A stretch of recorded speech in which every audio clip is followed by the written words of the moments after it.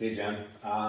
This one's going to be for you to, if you're working alone at the gym and you want to work on those back squats. Again, I think it's awesome that you've addressed those ones.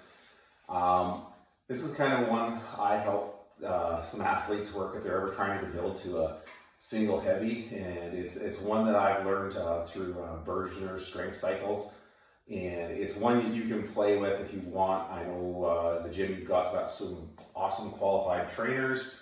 This is just a different way of maybe working on some of this stuff. And for me, I struggled with back squats mightily, and probably the one that got me going best.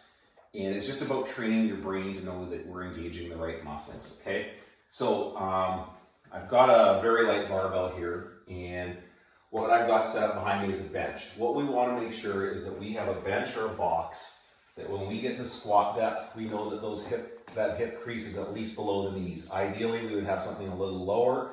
You may want to have like a med ball on a plate, but regardless, we want to make sure that that hip crease gets below the knee because that's your full rep, right? And stopping here is actually about one of the worst positions on the knee. And by not getting to depth, we want to make sure we get those hip crease below the knee because there's a whole bunch of muscles in those tendons in those knees that start kind of like a wraparound effect once we get below, and that's what really protects your knee in the squats. So when we hear a lot of people complain about knee pain in squats, it's because they get to absolutely the worst loading position possible for resistance, and then they stop there, and it's just horrible. So what we want to do is we want to help you get past that point. So what I like to do is box squats, okay? So we're going to come down to a target, and the idea here is that when that barbell's on our back, right? So we've got that barbell on our back and that nice tall chest, and we get down to that position. We're here, right? Now I'm perfectly strong right here. You see I've still got my nice neutral spine here. As well, one of the big things is that I can focus now on driving those heels into the ground. So that way we feel more of a prime in that core, in those glutes, okay? We don't want to feel it as much on quads.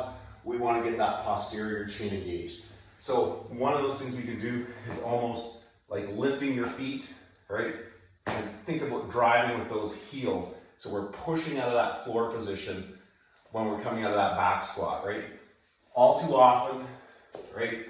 We'll see someone come into their back squats here, and then they'll start to collapse, and they'll come down, and then their hips will come up, and it becomes like it's quads or whatever else.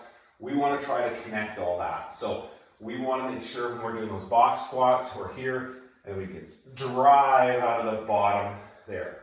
So just make sure when you set up that target that you've got that hip crease below those knees, okay? So you would do like 5 of those and do a few sets of that. What we're going to do is we're going to get the brain computing that I'm going to get the right muscles going when I remove that target away from me, okay? It's just training that brain to think that the right muscles are going to engage. A lot of times people become very quad dominant, and that can be from a host of other activities they do. Like a prime example, a lot of hockey players, when they start back squatting, they have a hard time not focusing on quads while they're doing those back squats because everything they've done has got those fired up, and those are the first muscles to fire when they come under stress.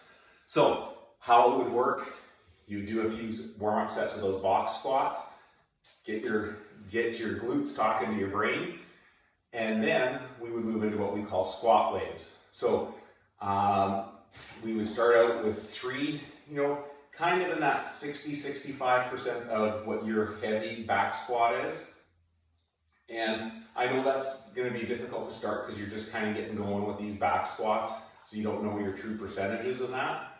So you would work out with 3 at 65%, then we would go to 2 at 70%, and we go to 1 rep at 75% of your heavy back squat.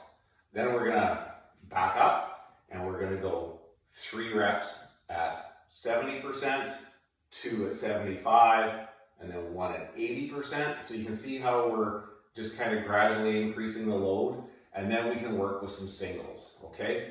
So this is a great way as well to kind of figure out where your heavy back squat is. I would say no more than 5 singles, okay?